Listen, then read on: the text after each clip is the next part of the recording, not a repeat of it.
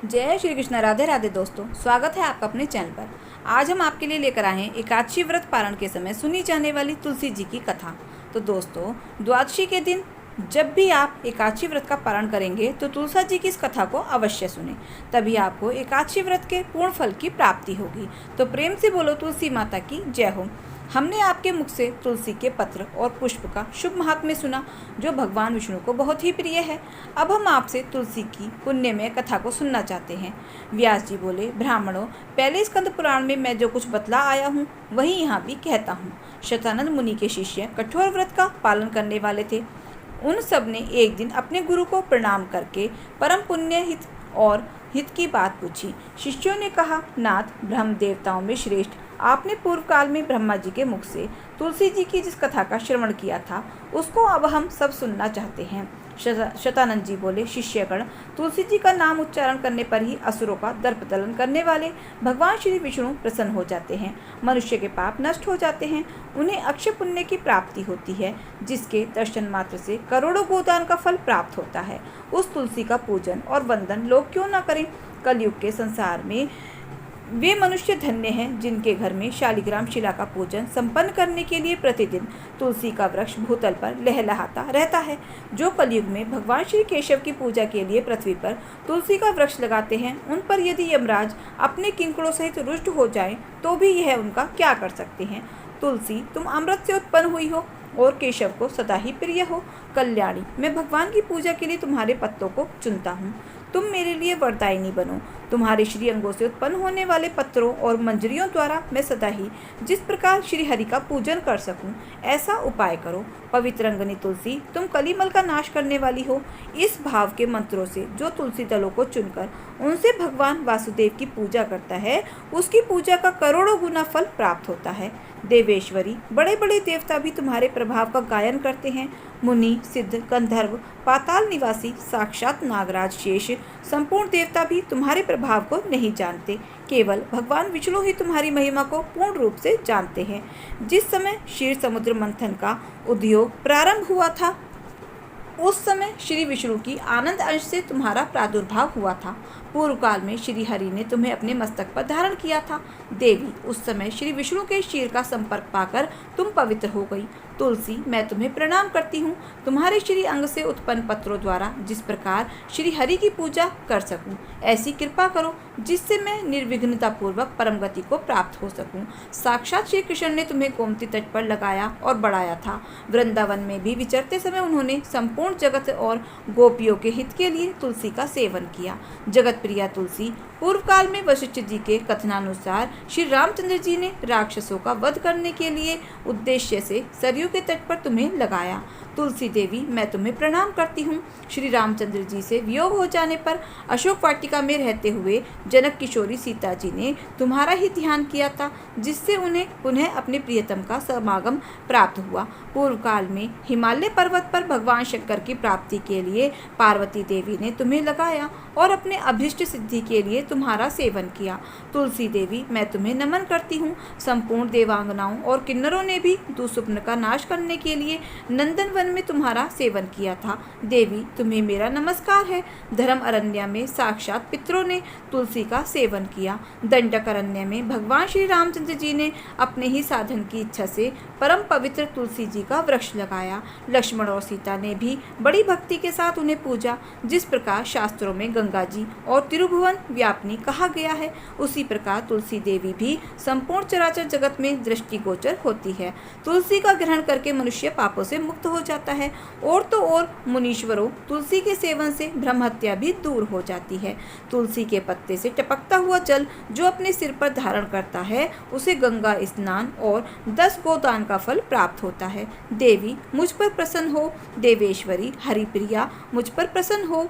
क्षीर सागर के मंथन से प्रकट हुई तुलसी देवी, मैं तुम्हें प्रणाम करती हूँ। द्वादशी की रात्रि में जागरण करके जो इस तुलसी माता की कथा को सुनता है, भगवान श्री विष्णु उसके 32 अपराध क्षमा कर देते हैं। बाल्यावस्था, कुमारावस्था, जवानी और बुढ़ापे में जो पाप किए जाते हैं, वे सब तुलसी तत्व के पाठ से नष्ट हो जाते हैं। तुलसी के स्त्रोत से संतुष्ट होकर भगवान सुख और अभ्युदान प्रदान करते हैं। जिस घर में तुलसी जी की इस कथा को सुना जाता है, पढ़ा जाता है, उसका कभी अशुभ नहीं होता, उसका सब मंगल ही मंगल होता है, किंचित भी अमंगल नहीं होता। उसके लिए सदा सुकाल बना रहता है, वह घर अपार धन धान्य से भरपूर रहता है। तुलसी जी की इस कथा को सुनने मात्र से मनुष्य के हृदय में भगवान विष्णु के प्रति अविचल भक्ति होती है, उसका वैष्णवों से कभी भी वियोग नहीं होता। इतना ही नहीं, उसकी बुद्धि कभी भी धर्म से पृथक नहीं होती। जो द्वादशी की रात्रि में जागरण करके तुलसी जी की इस कथा का पाठ करता है या सुनता है, उसे करोड़ों तीर्थों के समान का फल प्राप्त होता है। तो प्रेम से बोलो विष्णु भगवान की जय हो, तुलसी माता की जय हो। बहुत समय पहले की बात है। एक समय एक राजा शाम के समय अपने बगीचे में बैठा था। तभी उसका एक मुसलमान नौकर किसी काम से वहां पर आ गया। राजा की दृष्टि उसके गले में पड़ी हुई तुलसी की माला पर पड़ी। राजा ने चकित होकर पूछा, क्या बात है, क्या तुम हिंदू बन गए हो? तब वह कहने लगा, नहीं महाराज, हिंदू नहीं बना हूँ। तब राजा ने पूछा, तो गले में तुलसी की माला क्यों डाल रखी है? तब वह बोला, राजा साहब, तुलसी की माला की बहुत ही बड़ी महिमा है। तब राजा ने पूछा, क्या महिमा है, मुझे भी बताओ। तब वह बोला, राजा साहब, आपको एक सत्य घटना सुनाता हूँ। एक बार मैं अपने ननिहाल जा रहा था, सूरज ढलने को था। इतने में दो छाया पुरुष दिखाई दिए, जिनको हिंदू लोग यमदूत बोलते हैं। उनकी डरावनी आकृति देखकर मैं तो घबरा गया। तब वे मुझसे कहने लगे, तुम डरो मत, तुम्हारी मौत नहीं है। अभी एक युवक किसान बैलगाड़ी भगाता भगाता आएगा। यह जो गड्ढा है इसमें उसकी बैलगाड़ी का पहिया फंस जाएगा और बैलों के कंधे पर रखा हुआ जुआ टूट जाएगा। बैलों को प्रेरित करके हम उद्दंड बना देंगे और उसमें से जो दाएं ओर का बैल होगा वो विशेष उद्दंड होकर युवक किसान के पेट में अपना सींग घुसा देगा और उसी से इसकी मृत्यु हो जाएगी। हम उसकी जीवन आत्मा को लेने आए हैं। राजा साहब, मैंने उन यमदूतों से हाथ जोड़कर प्रार्थना की और कहा कि यह घटना देखने की मुझे भी इजाज़त दे दो। तब उन्होंने मुझे इजाज़त दे दी। मैं एक पेड़ के पीछे खड़ा हो गया। थोड़ी देर में सचमुच उस कच्चे रास्ते से एक बैलगाड़ी दौड़ती हुई आई। जैसे उन्होंने कहा था ठीक वैसे ही बैलगाड़ी को झटका लगा। बैल उत्तेजित हुए और युवक किसान उन पर नियंत्रण पाने में असफल हो गया। बैल धक्का मारते मारते उसे दूर ले गए और बुरी तरह से उसके पेट में अपने सींग घुसा दिए और वह मर गया। तब राजा ने पूछा, आगे क्या हुआ? तब वह कहने लगा कि महाराज, लड़के की मौत के बाद मैं पेड़ की ओर से बाहर आया और दूतों से पूछा कि इसकी जीवात्मा कहाँ है और कैसी है। तब दूत कहने लगे कि इसकी जीवात्मा हमारे हाथ में नहीं आई। मृत्यु तो इसकी जैसे होनी थी वैसे ही हुई, किंतु हुई वहाँ जहाँ तुलसी का पौधा लगा हुआ था, और जहाँ तुलसी होती है वहाँ मृत्यु होने पर जीवात्मा भगवान श्री हरि के धाम को जाता है। श्री हरि के पार्षद आकर उसे ले जाते हैं। राजन, बस ये घटना मेरे मन में बैठ गई। मरने के बाद मैं स्वर्ग जाऊंगा या नरक में, ये तो मुझे नहीं पता, लेकिन मैं तुलसी माला तो पहन ही सकता हूँ। हो सकता है मुझे भी भगवान नारायण के धाम जाने का मौका प्राप्त हो। बस तभी से मैं तुलसी माला पहनता हूँ। ऐसी ही दिव्य महिमा है तुलसी माला धारण करने की। तो प्रेम से बोलिए, तुलसी माता की जय हो। एक समय नवयौवना तुलसी धर्मध्वज राजा की पुत्री के रूप में अवतरित हुई थी। उस समय भगवान नारायण की तपस्या करने हेतु तुलसी माता विभिन्न स्थानों पर भ्रमण कर रही थी। ऐसे में गंगा तट पर उन्होंने विघ्न विनायक गणेश जी को देखा। गणेश जी तो अत्यंत सुंदर और पीताम्बर धारण करके भगवान श्री कृष्ण के ध्यान में मगन थे। उनके तेज को देखकर तुलसी माता उनसे आकृष्ट हो गई, लेकिन उनका गजमुख देखकर वह उनका उपहास भी करने लगी। ऐसे में तपस्या भंग होने के कारण गणेश भगवान ने उनसे पूछा कि हे देवी, आप कौन हैं और आपका यहाँ आगमन का क्या कारण है? क्या आप नहीं जानती कि तपस्वियों का ध्यान भंग करना सदैव पापजनक होता है? गणेश भगवान की बात सुनकर तुलसी जी ने कहा कि मैं धर्मध्वज की कन्या हूँ और मैं पति पारायण प्राप्त करने हेतु तपस्या कर रही हूँ। आपको देखकर मैं आपसे आकृष्ट हुई हूँ। कृपया मुझे अपनी पत्नी के रूप में स्वीकार करें। इस पर गणेश जी ने कहा, हे देवी, विवाह करना बड़ा ही भयावह कार्य है और विवाह सर्वदा दुखों का कारण बनता है, इसलिए मेरा विवाह करने की कोई इच्छा नहीं है।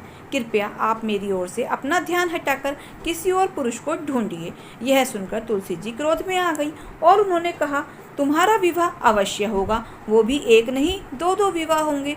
जब गणेश भगवान ने उनका यह रूप देखा तो उन्होंने तुलसी जी को श्राप दे दिया, हे देवी, तुम निस्संदेह असुर पत्नी बनोगी। और उसके पश्चात भगवान कृपा से तुम वृक्ष बन जाओगी।